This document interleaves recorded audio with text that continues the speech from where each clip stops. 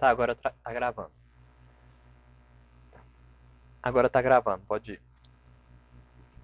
Beleza. Então, gente, continuando falando sobre esse tema do poder, vamos falar agora sobre o texto do Michel Foucault. O texto fez parte do curso que ele proferiu no Collège de France em 1976, em defesa da sociedade. O professor ressalta que esse em defesa da sociedade no original é entre aspas, porque na realidade Foucault ele vai criticar esse discurso de defesa da sociedade, como a gente vai analisar mais tarde. Então, a gente vai analisar aqui uma das aulas que ele deu nesse curso, em que ele se propõe a desenvolver uma nova forma, uma nova maneira de analisar as relações de poder. Então, Michel Foucault se propõe a fazer uma genealogia do poder. E aqui ele é inspirado pelo filósofo Friedrich Nietzsche. Nietzsche tem o livro Genealogia da Moral, e o Michel Foucault se inspira nele e faz genealogia do poder, em contraposição à teoria da soberania. Então, Michel Foucault ele está preocupado em fazer uma analítica do poder, ou seja, como o poder funciona. É mais uma forma de descrever o poder do que de traçar a sua origem. Enfim, é mais uma análise. Então, essa teoria da soberania, vão ser aqueles autores que eles vão se preocupar em procurar uma espécie de soberania que seja a fonte dos poderes do Estado. Então, é essa teoria que vai é, que vai analisar o poder a partir do estabelecimento dessa unidade fundadora, fundamental, dessa centralização do poder que cria as leis e cria o Estado. Então, temos autores como, por exemplo, Thomas Hobbes, que vai traçar aquela origem, né? Então, os indivíduos viviam num estado de natureza. E aqui eu vou fazer uma simplificação do pensamento desses autores contratualistas para fins didáticos, né? Os humanos viviam no estado de natureza e era um estado muito ruim, então eles decidem estabelecer, por meio do contrato, um soberano, um estado que vai colocar ordem a esse nada normativo, a esse período de grande incerteza, de conflito, de violência. E aí você tem esse momento de unidade do poder, centralização do poder que funda aí pode ser o Estado ou o soberano, e que daí decorre as leis e o Estado, e que vai explicar a partir do porquê você deve se sujeitar a certas leis. Não é isso que Foucault se propõe a fazer. Ele quer analisar o poder a partir das próprias relações dos operadores do poder. Então, ele vai identificar que ele vai propor como metodologia analisar, pensar o poder a partir das relações de guerra, analisar o poder a partir das relações de guerra. Porque o que ele vai identificar? Que as relações de guerra, os conflitos, eles persistem mesmo quando depois de instituído o Estado. Então, por exemplo, em Thomas Hobbes, o Estado ele é instituído para superar aquela situação de violência, aquela situação de incerteza, de conflito, de guerra de todos contra todos. O que Foucault vai fazer aqui é identificar que essas relações de guerra, essas relações de dominação, elas continuam depois de instituído o Estado, depois de instituídas as leis, e que as leis são formas de continuação desse estado de guerra, desse estado de conflito. E aqui interessante que ele vai falar de inverter a máxima de von Clausewitz, que é esse autor que fala que a guerra é a continuação da política por outros meios. Então, a proposta de Clausewitz é o seguinte: quando a política não funciona, quando não dá para resolver as coisas por meio da política, por meios pacíficos, aí se recorre à guerra para conseguir os objetivos políticos. O que Michel Foucault vai fazer é inverter essa máxima e dizer que as leis, o direito, é a continuação da guerra por outros meios. Então, né, essa proposta de que o Estado, de que as leis, elas são fundadas a partir de conflitos, e aqui não é esse conflito ideal, como imaginam, por exemplo, os contratualistas. Então, voltando para Hobbes de novo, fazer essa contraposição. Guerra de todos contra todos, e aí se institui poder soberano? Não. Ele vai dizer que essas guerras, essas batalhas, esses massacres sobre os quais se erige o Estado, as leis e o direito, elas surgem de batalhas reais, elas surgem de batalhas que tiveram data, que tiveram um local, surgem de cidades incendiadas, né, dos heróis de guerra, dos heróis do horror, e que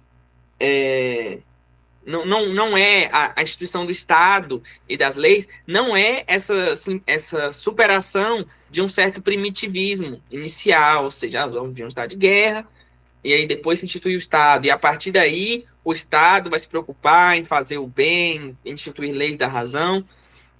Não, o que Michel Foucault vai identificar é que a lei não é uma superação dos conflitos e que a guerra é permanente. A guerra é permanente mesmo dentro do Estado. Porque dentro do Estado tem sempre relações entre opressores e oprimidos. E que as leis, elas não representam, depois de instituído um Estado, né? Elas não representam o bem comum ou a vontade de todos. Não, é sempre a vontade de alguns contra outros. A vontade daqueles que dominam e dos que são dominados. Os que têm poder e os que não têm. Então, nesse sentido, o Estado nunca pacifica a guerra. E, tendo esses conflitos no interior do Estado, não tem como existir uma posição que seja acima da guerra, uma posição de neutralidade. Não, dentro do Estado, todos nós somos sempre adversários de alguém. Nós estamos sempre em conflito, nossos interesses estão sempre em conflito com os interesses de outro. Enfim, são sempre uma forma binária de se perceber a sociedade. Sempre tem polos conflitantes entre si. Então, o que Foucault ressalta é que, devido a isso, há sempre um perspectivismo nos nossos discursos. Então, nós sempre vemos a sociedade a partir de um certo ponto de vista, a partir de um dos lados do conflito. Então, existem narrativas, a produção da verdade, ela está sempre ligada a um ponto de vista. Então, e aqui eu acho importante, eu acho muito útil a gente separar, pelo menos para entender Foucault, essa noção de fato e de verdade. Pensar que verdade tem a ver sempre com a relação discursiva que emite com o sujeito que conhece. Sei lá, um litro de água Daniel, aqui. desculpa te interromper, deu uma travada nesses últimos 3 segundos aí, se você puder repetir.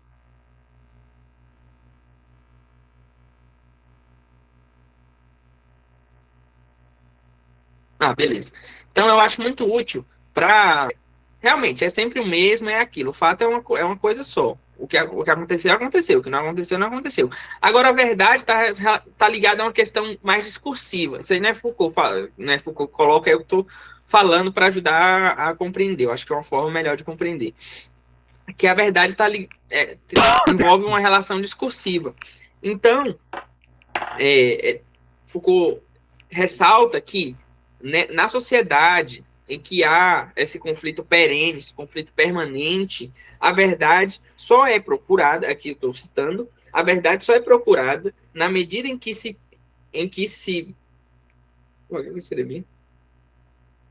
na medida em que pudesse tornar uma arma na relação de força. Ou seja, a verdade é utilizada como arma em um conflito, seja criando poder, instituindo poder, ou ressaltando assimetrias, desequilíbrios na sociedade. E aqui a gente pode pensar em vários exemplos. Um que o professor dá, inclusive, é o da noção de descobrimento do Brasil. Então, você tem os europeus denominando aquilo que aconteceu quando eles chegam ao Brasil de descobrimento do Brasil, a partir da perspectiva deles. Agora, se você olha para os povos que viviam aqui antes deles chegarem, eles obviamente não vão chamar de descobrimento, é invasão do Brasil. Chega um monte de gente para roubar, matar e destruir, é invasão.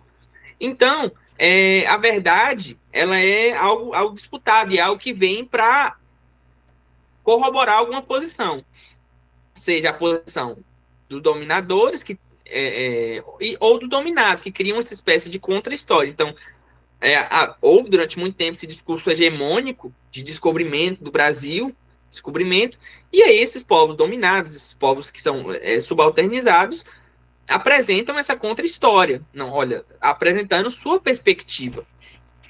E aí na sociedade é muito fácil a gente observar vários temas em que a verdade ela é disputada e que tenta-se puxar a verdade para si para reforçar uma posição, reforçar um interesse.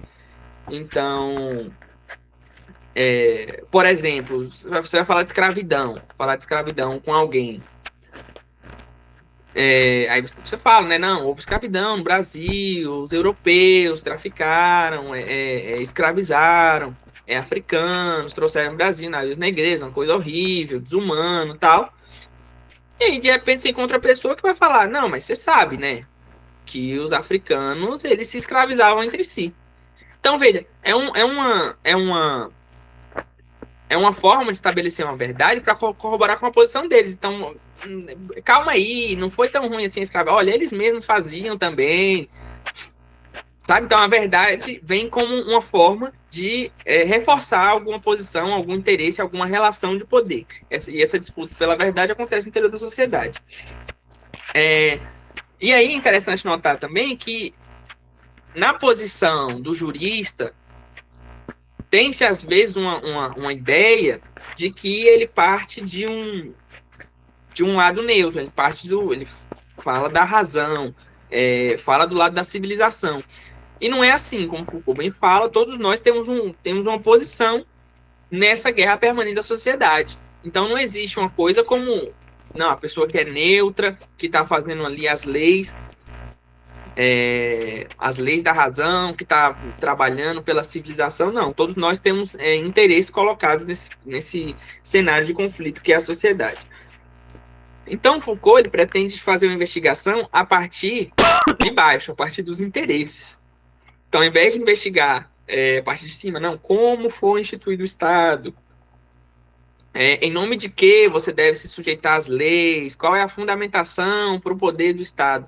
Não, ele propõe começar uma análise pela camada mais baixa da sociedade, ou seja, pelas relações do poder que se dão no cotidiano. E que são marcadas por uma irracionalidade. São puramente, simplesmente interesses, imposição de interesse de dominadores sobre dominados. Então, é algo irracional. Você pensa o que tem de racional na escravidão, num ser humano escravizar o outro, o que tem de racional, enfim, várias relações de poder que nós temos. Não tem, mas à medida que você vai subindo até o topo, então você tem essa irracionalidade pura na base, assim, a simples contraposição de interesses. E quando você vai ao alto, ao campo do direito, ao campo do jurista, ao campo das discussões de Estado, vai se criando construções pretensamente racionais. O professor até fala, né? Há uma irracionalidade pura na base e no alto as construções mais frágeis da razão. Então, você vai ver, vão ser criadas teorias para justificar o porquê que a escravidão é legítima, ou teorias para explicar por que o sistema econômico tem que ser esse, não, porque veja, a economia, não, essa relação aqui de trabalho, ela tem que continuar, porque senão vai quebrar a empresa, vai quebrar, não pode aumentar o salário, vai quebrar a empresa. E aí vai se criando essas construções frágeis da razão no topo, né, no campo do direito, no campo das discussões de Estado. Então, a gente tem vários exemplos, né? Nós, por exemplo, na Faculdade de Direito, nós discutimos as leis, forma de aplicação, se essa lei ela é mais adequada, ela é mais inadequada, mas que, no fundo, a gente está protegendo interesses de poder da base. Então, por exemplo, pensa no direito sei lá, direito de herança. A gente tem toda a disciplina, né, das sucessões, a gente vai ver as normas, não sei o que, como é que faz, como é que aplica, como tributa. Esse discurso super racional, mas que no fim das contas você tem relações de dominação que fazem com que esse dia de herança seja instituído para perpetuar a riqueza em algumas famílias, em algumas pessoas, e alguém vai herdar um patrimônio bilionário, outras pessoas não vão herdar nada. Então, veja, a gente faz Ô, todos Daniel, no topo. desculpa te interromper de novo. Oi, Como a chamada vai tá quase acabar, vai lá. acabando e entrou gente, eu vou criar outro link, eu vou mandar aqui no chat mesmo, e peço para os monitores mandarem também, para a gente tirar dúvida, se a galera quiser. Beleza, já tá terminando aqui Eu também. vou criar esse link aqui, mano. Beleza.